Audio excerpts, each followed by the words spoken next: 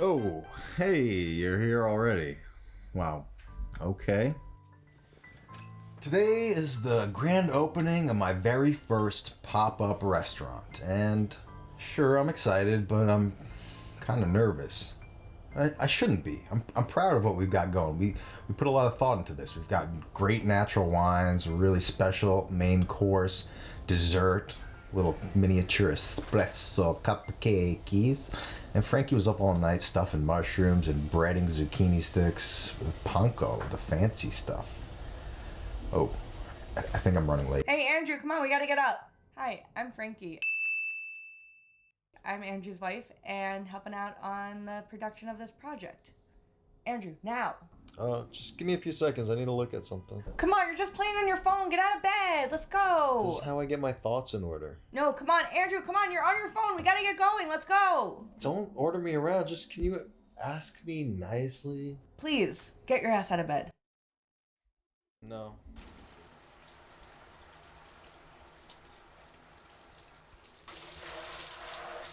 Thank you all for coming out tonight to my restaurant. Thank you. It's so good to be with you all tonight. You know what's really yummy? Our dreams of a future together. That's what is delicious. You and me, we can be together, but not as lovers, just as sexual brother and sister.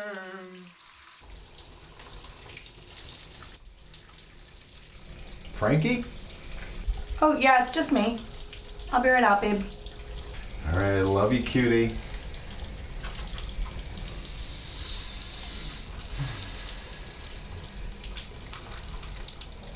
Are you still here? Oscar here. Oscar? Hello? Hey, I'm Oscar. I'm the sound guy. Oscar, what are you doing? Room tone. Oh my God, can you please just get the hell out? What's that, buddy? Sean? Keeping us on time. Hi, Sean Barry, producer and assistant director. What is this, some kind of aquarium? Why is everyone in here? Sean, get the hell out. Sean left. Hi, I'm Francisco. I'm the DP. Frank, just get the hell out, please. It's me again.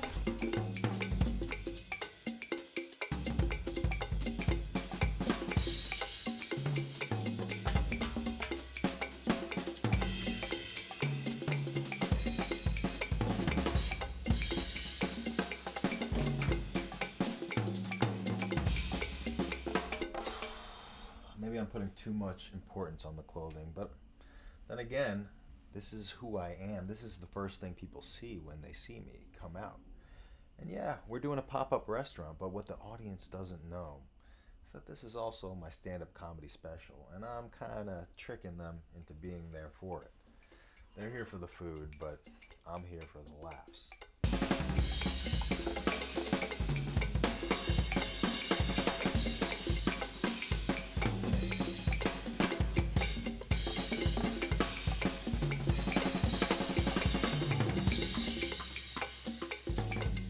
Okay, well, do you need any help doing anything?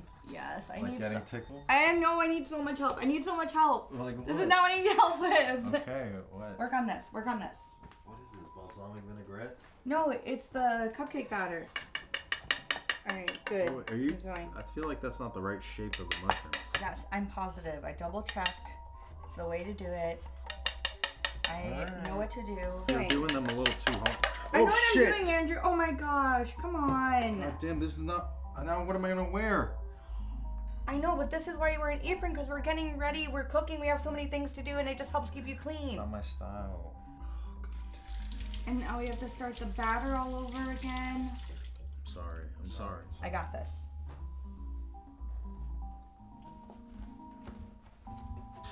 Oh no. Sean, Yeah? dinner is ruined. What do you mean dinner's ruined? Dinner's ruined. Dinner We can't can't be serve it. ruined. It Dinner is totally can't be burnt. Dinner cannot be ruined right We now. have appetizers.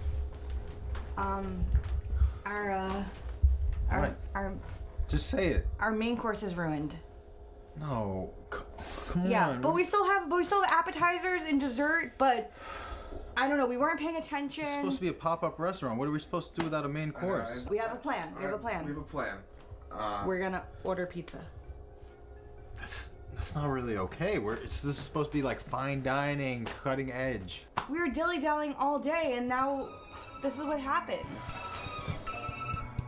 Is that the shirt you're gonna wear? What's wrong with my shirt? What do you mean? Frankie, is this shirt okay? It's very distracting. I think it looks great. It's very Oscar? distracting shirt. You look wonderful. What should we be doing? Okay. You should move is this yours. shit. I Move all Okay. the stuff out of the living room. Okay, pizza's coming. When? As soon as it's ready. All That's right. I can do, Andrew. It is what it is. It's gonna be fine. It's gonna be great. No worries. We got this. We got this.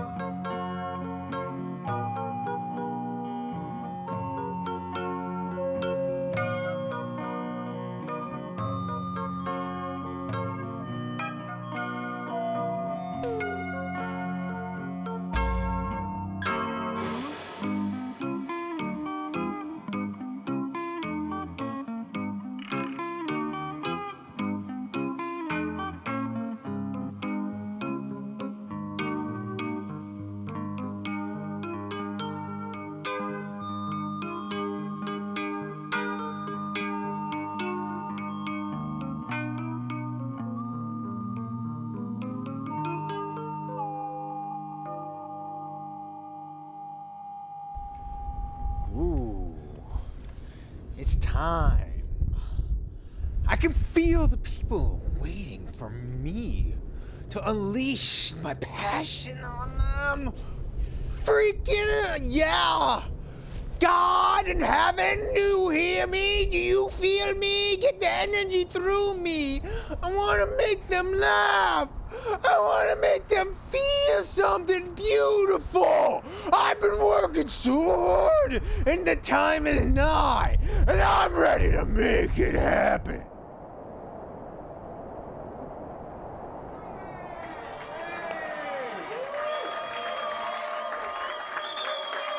Thank you all for coming to my very first pop-up restaurant.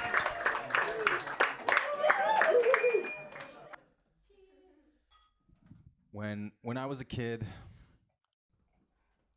I heard my parents just complaining about their jobs, and my dad had a ton of different jobs. He started out as a painter, and then became a graphic designer, and then was a construction worker, and then was an optometrist, and then finally he was a public school science teacher, and he hated that most of all, even though it was the most secure. And my mom had a more direct route. She went from Children's Dance Theater of Brooklyn to IRS agent. But at least she was direct. At least she just was like, fuck this, I'm tired of being poor. But I kind of resented them for it. I was like, I don't want to be like that. I want to find what I want to do and get good at it and make my living doing that. The first time that I found something that I thought, maybe this is it, maybe this is the thing that I will do with my life, was martial arts. That was it. Yes. Yeah. And I took an ancestry test about 10 years ago. It said I'm 98% Eastern European Jew and 2% Northeastern European Jew. I got the results back and I was like, yes, I am biracial. Very cool. But that doesn't mean I fit in with the Jewish community. I always was getting in trouble at synagogue. I'd be sneaking in chicken parm wedges, telling my friends, you gotta try this, man. It's so delicious. Chaim, taste it. Just don't tell your mom, okay? Chaim tasted it. He loved it. He told his mom. And the rules were so strict. I'm like, why didn't Moses write the 10 suggestions? I would have been way more likely to follow that. And then things got even worse at synagogue. Like we had this thing in Hanukkah. We would do this dreidel pool. Like when you do the dreidel, you have the little top, and each side says whether you get all of the pot, whether you get half of it, whether you get none of it. And everyone pooled their money, and we had a big dreidel off, and the winner was supposed to get $300, but someone stole the money. And the rabbi blamed me because I was always getting in trouble. But I knew who did it. It was the rabbi's son. And the rabbi took me to his office and he drilled me over. Drilled is probably the wrong word. He interrogated me non-sexually. And I was like, it's your son. He's the one who did it. And he wouldn't believe me. And I went home and my dad yelled at me. My best friend's mom called. She said, you can't play with Chaim anymore. You're a bad influence. And I was like, I need a new culture. Not expecting anything. I sat on the couch. I turned on the TV, Saturday morning cartoons. On comes Dragon Ball Z. Yeah. And I remember seeing Goku for the first time. He had this jet black hair, and he powers up, and it turns blonde. And I'm like, ooh, I want to get so angry I turn German. This is my culture. This is it. I want to be a cool fighting alien dude. And then I realized, okay, this is Japanese animation. Maybe I can study martial arts. That's what I'm going to do. But there was no Japanese martial arts gym in my town. There was just Brazilian capoeira, which is like dance fighting, right? You make your opponent want to fuck you instead of fight you.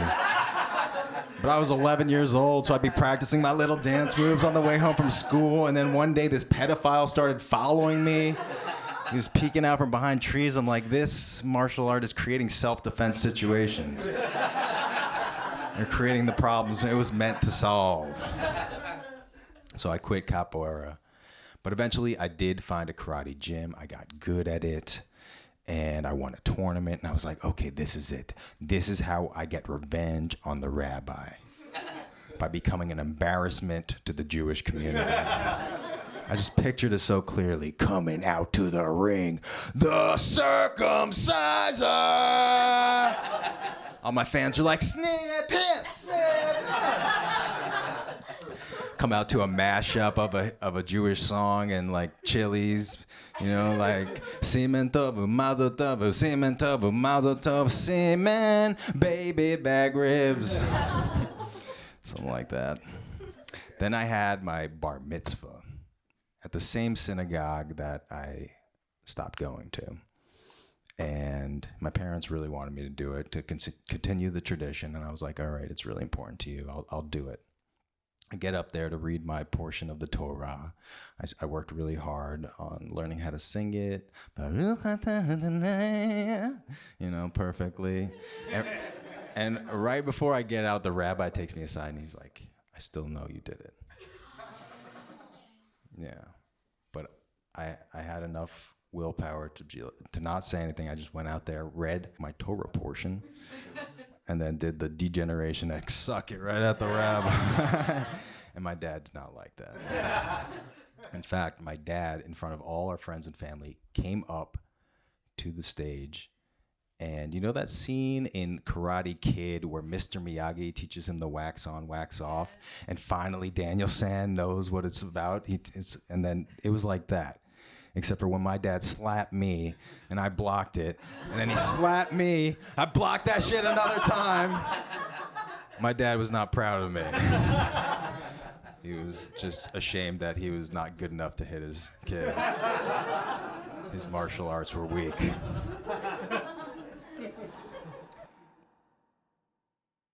And I finally did actually have one amateur fight. I was taking Brazilian Jiu-Jitsu, and a guy from my gym had his retirement fight.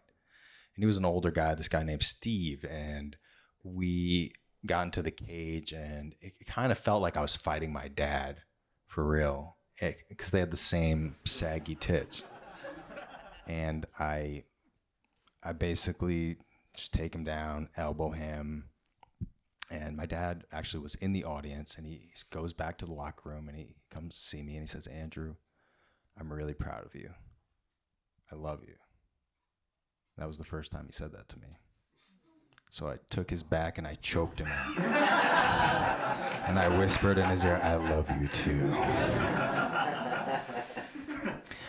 And I want to see if I still have it, you know, because I did take a lot of martial arts. And I think it has imbued me with a certain strength and internal fortitude and focus and power and demonic hatred of dinosaurs. But let's see. Do I have a volunteer? Is Sean here? No. Okay, Josh, would you hold this this board for me to break? Yeah. Where's the board? Oh, that one. Show it to people. It's a real board. Real board. I've never seen this board before in my life. It's right here. Yeah, but you should probably get behind it. Oh, okay. Yeah. All right, can you guys count me down? From what? Just you guys. 15? 3, 7.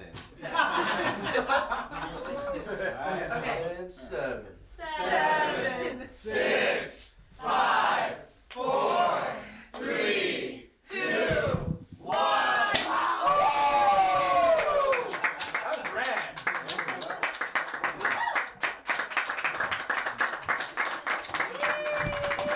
That was scary. That almost hit Josh.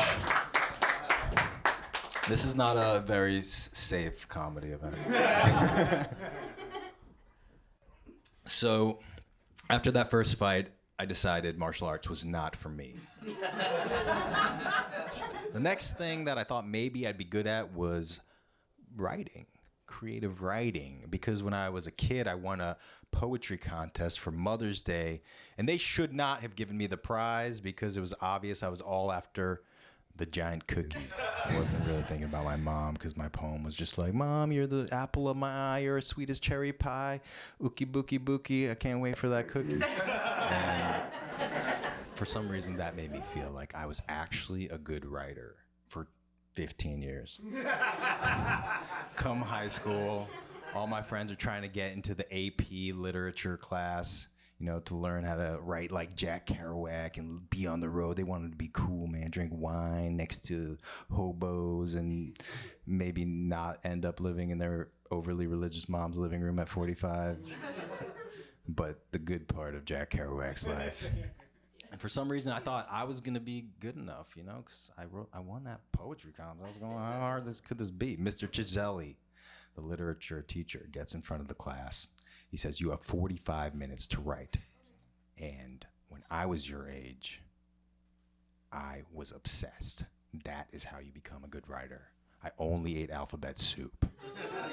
I read everywhere I went, even when I was driving my moped.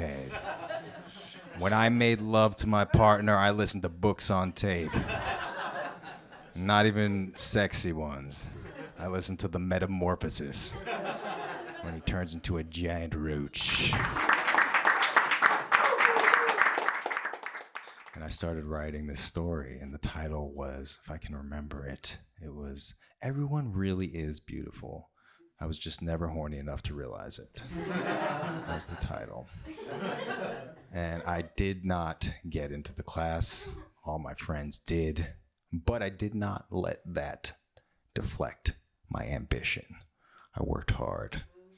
I got obsessed. I only ate alphabet soup. I totaled my mom's car reading.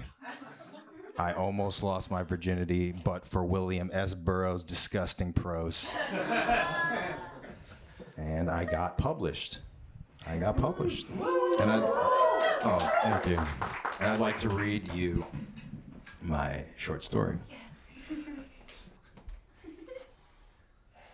Short.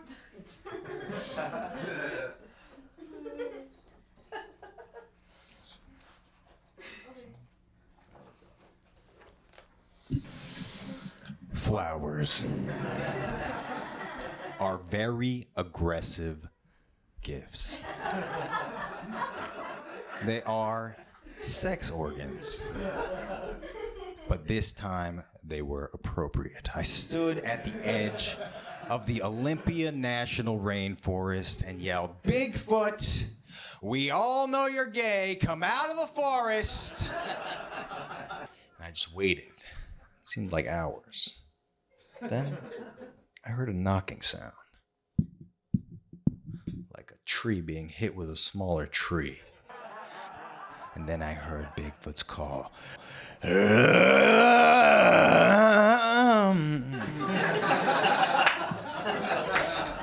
And out he walked. I said, "These are for you." But I needed Bigfoot as much as he needed me because I wanted to create porn for the blind and deaf. And the only way to do that is by letting them feel you during intercourse. So we opened a theater, Bigfoot and I made love night after night after night for the people who needed it most. Then one night, Bigfoot showed up to work drunk and could not achieve erectile precipitation. So I decided to cover for him and have sex with every single person who bought a ticket. All 342 people. The next morning, I was broken and chapped. But I'd also had a revelation. Instead of making porn, we should just make an app and get these people laid. Bigfoot refused to talk to me, moved back in the woods, married a nice Sasquatch, started a family. And I may be rich, but I'd be lying to say I don't regret losing him. Especially the big, hairy tip of his penis. Sometimes he would part it in the middle. Sometimes he'd make a nice, stiff mohawk. But at least I realized how beautiful ugly can be.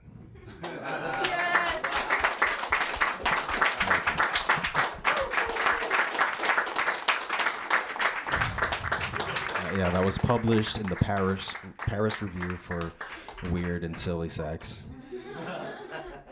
And that was the last thing I got published. I did have one other kind of hobby or aspiration in high school, and that was politics. And one of three type of people get into politics. People who are power mad, people who sincerely want to heal the world and want to help people and have no ulterior motive, and people who think they want to heal the world and secretly want to be a dictator. And I was the third type.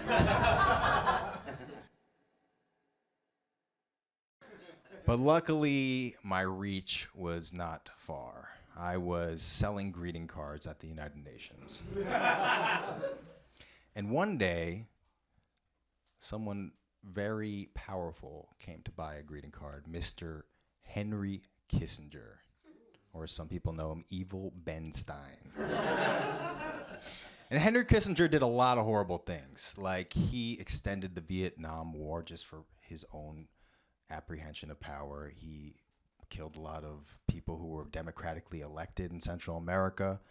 But, on the other hand, he did call me a very smart boy. So, you know, weigh the good with the bad, right? And he came in to buy a Hanukkah card to send to the Ayatollah Khomeini. They were pen pals. He would send him Hanukkah cards. The Ayatollah would send him fingernails that he'd ripped off of torture victims. It was like a weird little bromance. And I said to Mr. Kissinger, I said, "I like your tie. I like how it's red and blue. That shows that you have no loyalty." And he said, "Very astute. That's cool." And he gave me a tip. He gave me $5,000. And it was in Sudanese money, but still, it was pretty cool.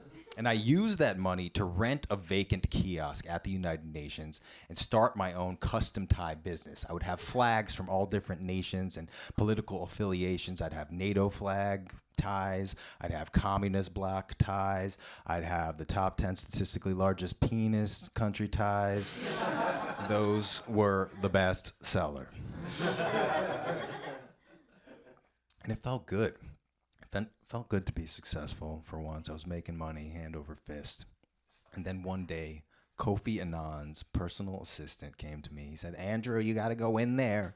They're fighting. It's going to be World War III. They're fighting over your ties. I said, what do you mean? What are you talking about? What am I going to do? He said, just go. And I went in there.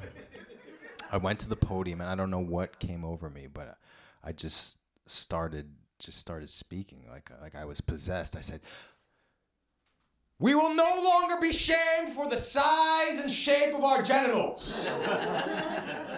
In fact, some women prefer smaller genitals. They're called size peasants.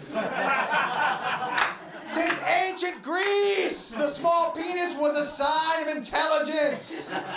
No longer will we take this abuse. When I say tiny, you say penis! Tiny! Penis! Tiny! Penis! Tiny! Penis! And if you don't stop fighting, I'm going to take back the ties. And yeah, I got kicked out of the UN for that. So when I got to college, I was feeling a little bit lost. Politics didn't work out. The creative writing didn't work out, nor did the martial arts, so I needed inspiration. And what do they have in college for inspiration? Not professors, drugs. If you've done mushrooms, you know they work exponentially. Like you take 1/8, you talk to God. You take 2/8, you realize you're God. You take 3/8, you realize everything is God. You take 4/8, you realize you don't understand fractions. The bigger the dose, the more useful the information. Like I had to chug a liter of ayahuasca to realize I need to start trimming my eyebrows.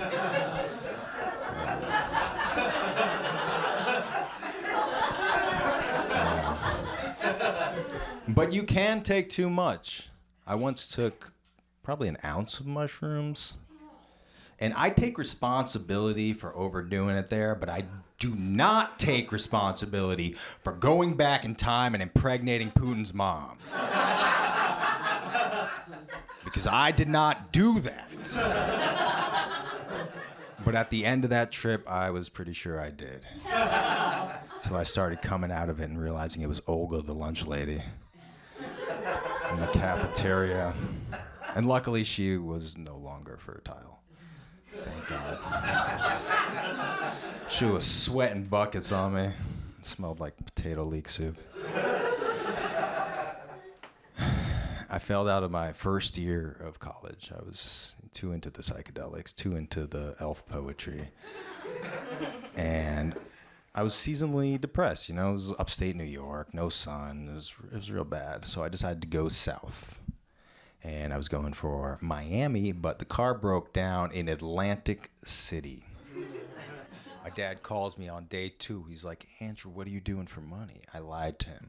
I told him I'm collecting broken surfboards at the beach and making them into napkin holders to sell artisanally at flea markets. He said, good luck with the arts and crafts.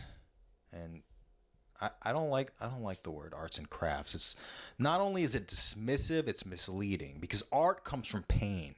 Craft uses glitter. And if you're using pain and glitter, you're not making paper mache, you're doing sex work.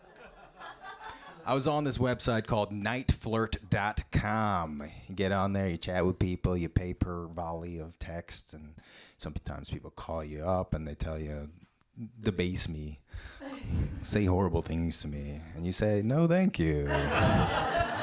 But can we talk about your childhood? I'm not a licensed therapist, but I am hard.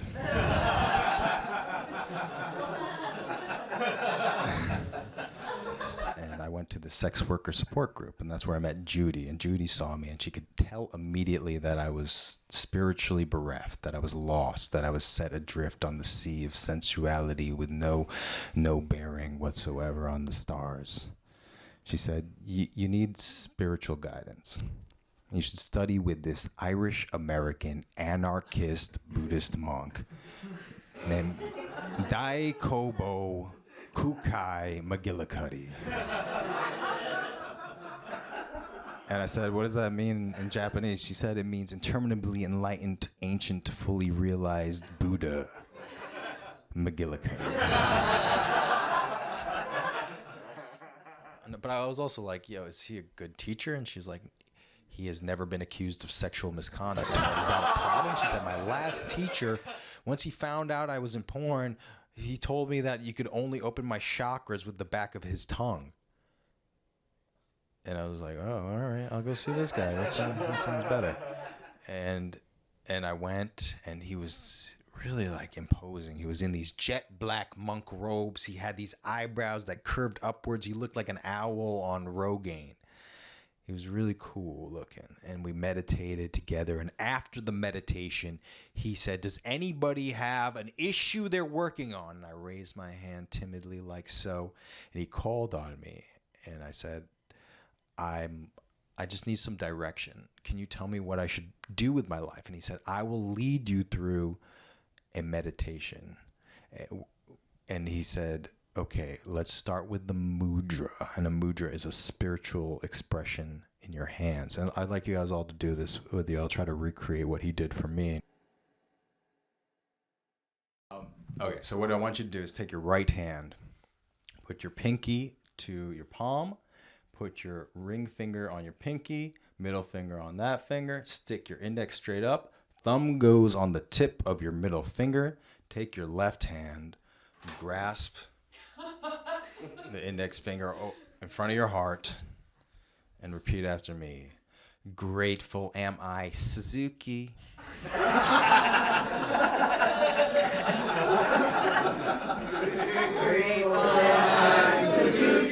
Finest making model of car in the world. Indefatigable.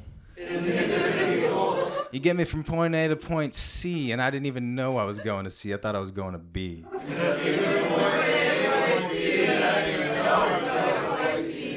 Ah! That was when Kobutsu had a heart attack.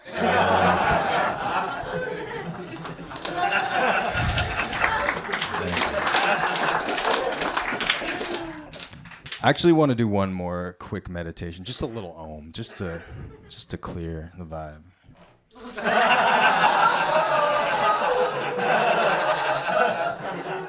This was actually given to me by Judy, not Kobutsu.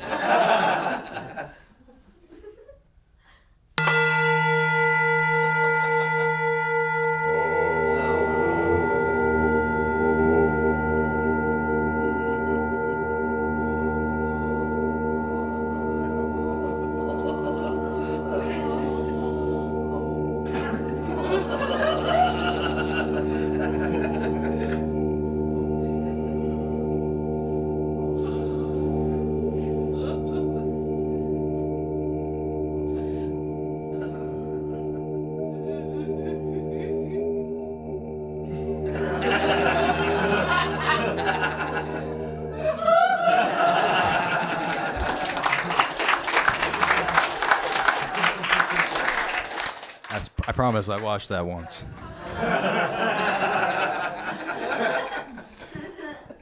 So I headed back north after Kobutsu had that heart failure.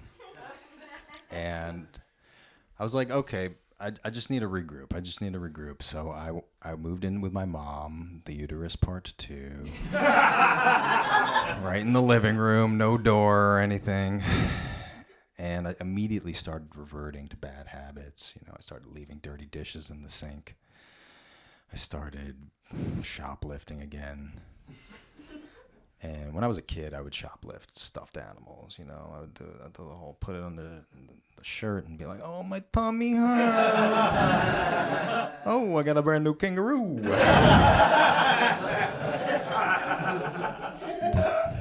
But this time, I'd say it was actually better morally because I was stealing food. And I can rationalize anything because I was shopping for very wealthy people as my day job.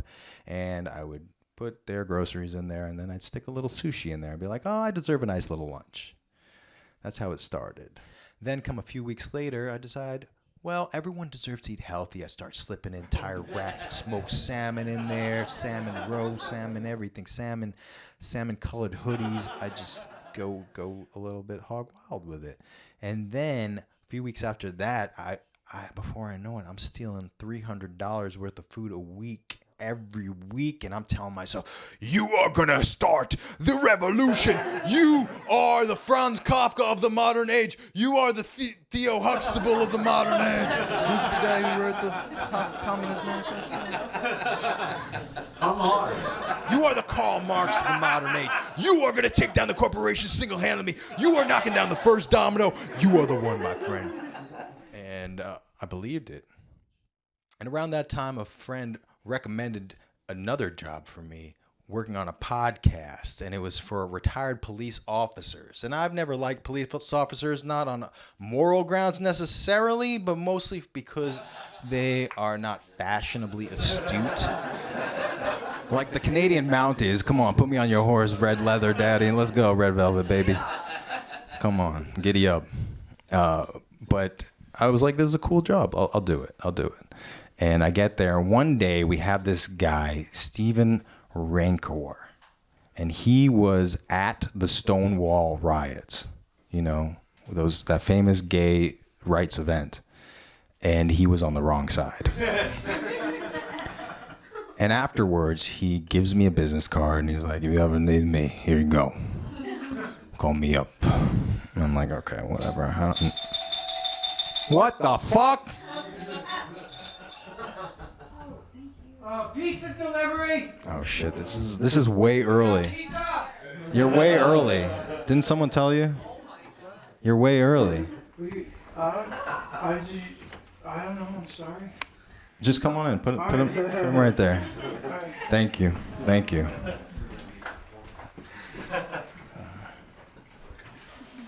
All right.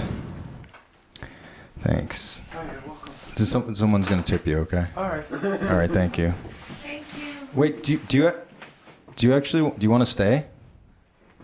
What is it for what's going on? This is actually Butt Plugs Anonymous. Butt Plug Addicts Anonymous. Well, I don't see a seat or anything. We'll find you one. There's a room. Sure. Well, I'll check it out. All right, thanks. Guys, the Gordon Fisherman is standing. Cool. So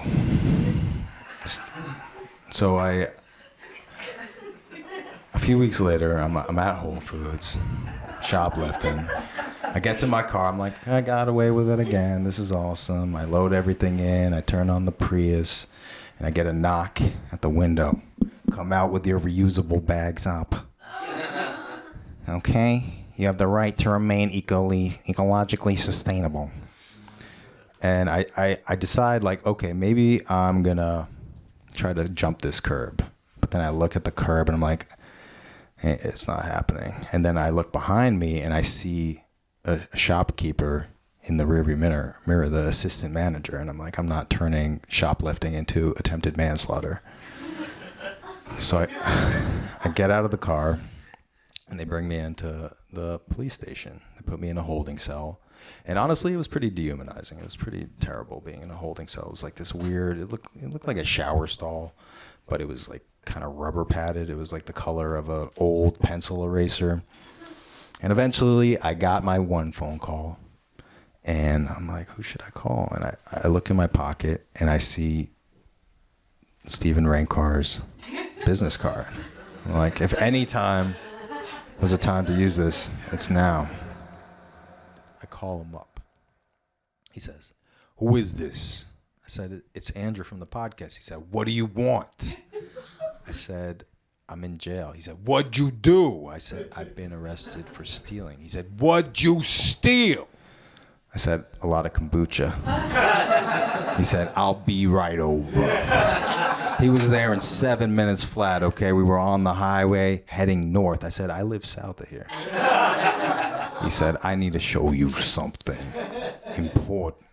We go up to Rockland County. He takes me to a field in the middle of nowhere. He says, this is where I got abducted. I said to him, like, by aliens? He said, no, by Led Zeppelin. Of course, by aliens. They took me up in their spaceship. We went outside the solar system. They were fungal bodies telepathically communicating from a medium of liquid in a glass tube. They told me that the mushrooms are at war with the bacteria in kombucha. Then they gave me my first prostate orgasm. I said, how do you know they were telling the truth? He said, anyone who could give pleasure like that is a friend. To be trusted and believed to the core of their heart and their marrow forevermore. I said, okay, can I go home now? He said, no, one more thing. And he took out this harmonica. And he said the only way to deprogram yourself is by playing a reed instrument. The resonance somehow makes the bacteria freak the fuck out. And he played me this song. And if you guys ever find yourself out of control and you're drinking a lot of kombucha, this might help you.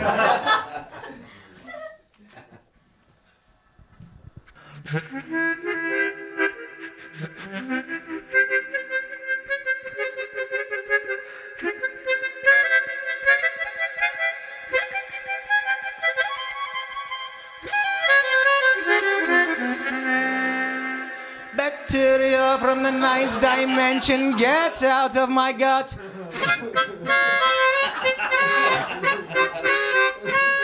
I purge your evil influence, get out of my gut.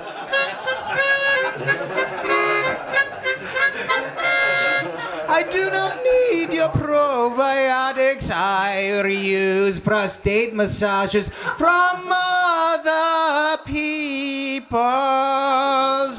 butts.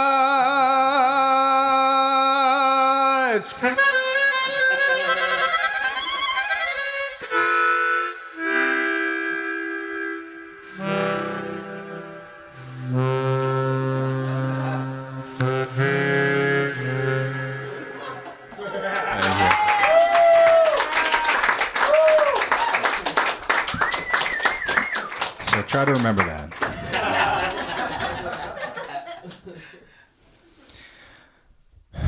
But that harmonica that he gave me really opened up a new world to me, and it kind of made me want to be a musician. And I had a friend who was a really great drummer, and I came to her and I was like, can I jam with you? And she's like, no, I'm sorry, we're serious musicians. I'm like, what do you need me to do? Do I need more calluses? Do I need to be able to spot good heroin? What do you need from me? She's like, you told me Linkin Park was classic rock. Hit the road, man. But that just made me more determined than ever. I started taking piano lessons, guitar lessons. I went to community college for jazz, and I got good enough that I was like, I'm going to audition to get my degree in music. And I went up to Berklee School of Music in Boston, and I had my audition, and I sang that classic jazz tune, Take the A Train. And I'd like you to join me for a choral rendition. Even if you don't know the lyrics, they're original lyrics. I put them to the music. So just mouth it out with me. We'll go slow, okay? I am on the A train, Going down to Rockaway. Ooh. Why is this guy blowing crack smoke in my face? What's that rolling towards me? Is it pee or is it poo? I am on the A train. Where the fuck are the Jews? Thank you. Yeah, that was it. Yeah. I did not get into Berkeley. I did not. But I did get into SUNY New Paltz. Yes. It was pretty cool. And it went all right. I'm okay. But my senior recital, that was when I first got the hint that maybe I'm not a musician. Maybe I'm a comedian. Because I had this song called High Powered Bidet. And I was like, it's kind of crazy how quickly luxuries turn into necessities. Like, until last week, I'd never used a bidet, but now I can't brush my teeth without one. And then I also had this song called Hot Ass Maple Tree. And I got up there and I was like, the weird thing about hooking up with trees is you got to chop them down to make sure they're your age. So I was having way more fun in between songs than playing the music. And I graduated and I couldn't get gigs as a jazz musician. So I wound up going on a romantic vacation with my ex and my mom. But I kind of regret taking my ex. But we fell for each other fast and furious. It wasn't love at first sight, but it was kind of lust at first choke. You know, her name was Blood Goblin. That wasn't her Christian name. That was her D&D name. And we were at this dance retreat, learning how to dance together. And I remember the first time I went down on her, I was like, oh my God, your bush is gigantic. I love it. Choke me with that bad bush. And it was so hot. But the first time I like really felt like maybe I love you is when she was just telling me stuff about herself. She told me that she once threatened to kill the president. And I was like, red flag. But then she was like, it's because he wouldn't have sex with my grandfather. And I was like, okay, so she cares about her family. Green flag. When you're young, you don't know. And I decided to confess my love to her at the weekly meeting. We would dole out chores on the dance retreat. It was a long dance retreat. It was a cult. And I wrote a poem for her. I'd actually like to read it to you.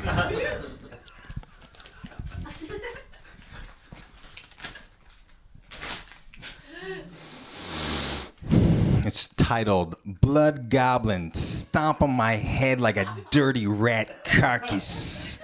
My bitch. Parentheses, I love you. The way you dance with me makes me love you.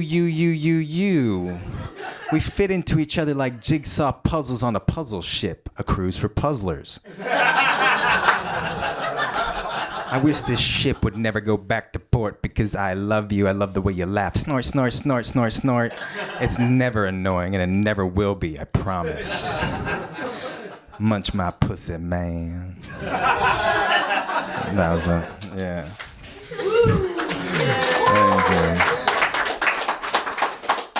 So she really loved the poem. And she took my pants down right there in front of everyone and started blowing me. But we'd never made love in the light of day. So that was the first time she saw my tattoo.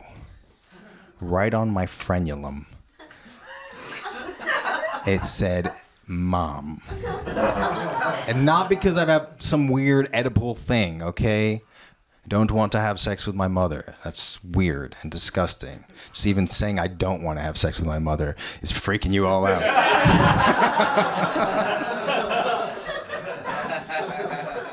It said Mom because my favorite punk band is MOM, Murder or Mayhem.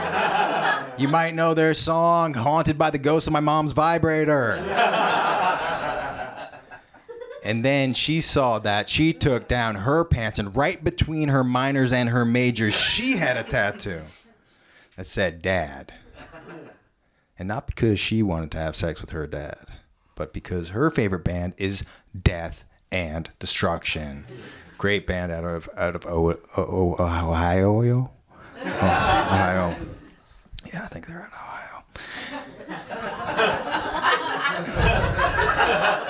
Ohio. You might know their song, My Dad's Pee Hole Looks Exactly Like Timothy Chalamet's Butthole. Yeah. And she was like, Andrew, I can't see you. These bands do not get along in the mosh pit. It's kill on sight, okay? So we should just go our separate ways. And I was sad and it was awkward, but we did. I made it work. I'm a professional. I love dancing. I put dancing before everything. Then we had our final recital performance / recruitment into the cult at Union Square. We get there, I do my little dance. It's all right. She gets out there. She does her dance. You guys know Mussolini? His grandson is a real fucking prick. She's doing her thing up there. He starts heckling her. He's like, get off the stage over there, fluffing top. Because her pubes are spilling out of her pants. And I go up to him. I said, you do not talk to her that way ever again. And he ran away and he was scared. And I was awesome. I felt like such a badass. And we got back together. You know, it was cool. We went to Italy.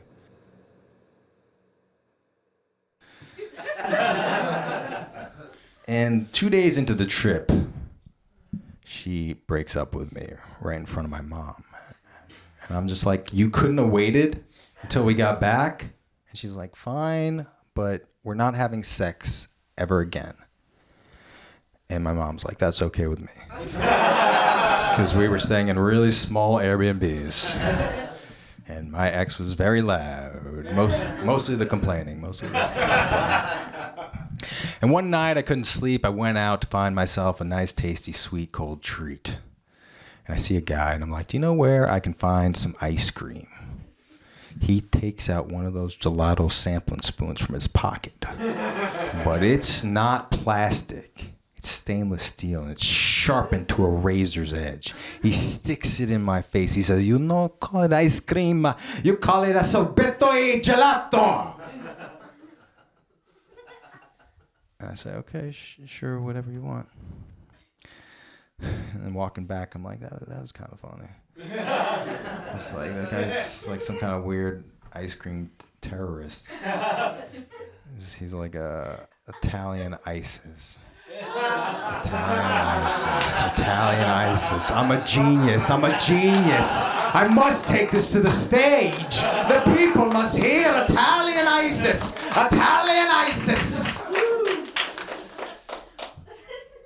Cut to me back in the uterus part 3.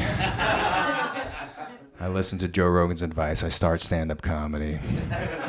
I'm in a pizza place, my first open mic. I go up there. I tell the joke, Italian ISIS. And the owner of the place walks up to me. It's the beginning of my set. He slaps the shit out of me. And I kept going. And that is why I wanted to do my first comedy special in my apartment, where there's no owners of places. I just wanted to feel safe. That's really what it amounts to.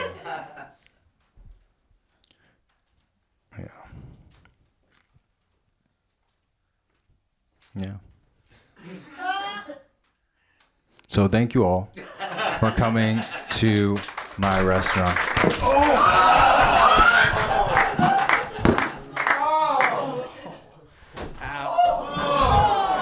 Oh shit! All right, I told him to slap me, but I didn't say right on the ear. God damn! Aim for the ear. God damn it! All right. I hope that looks good on camera. Well, thank you all for coming out. I don't know. We might have to do a retake, but we'll eat pizza first. I'm sorry. I just was slapped really hard. And but I was slapped. But despite my being slapped very hard, I am still cognizant enough to realize that I could not have done this without my wife. She went way above and beyond the Call of Duty by emptying out our entire apartment into our bedroom and cooking all this beautiful food.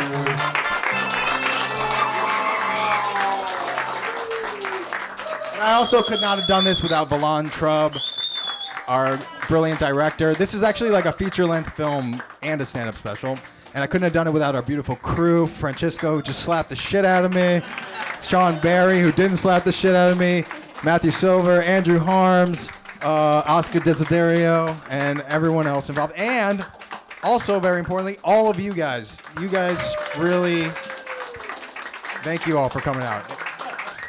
Especially the complete strangers who just took a leap of faith to support people. Yeah. All right. Let's eat some pizza.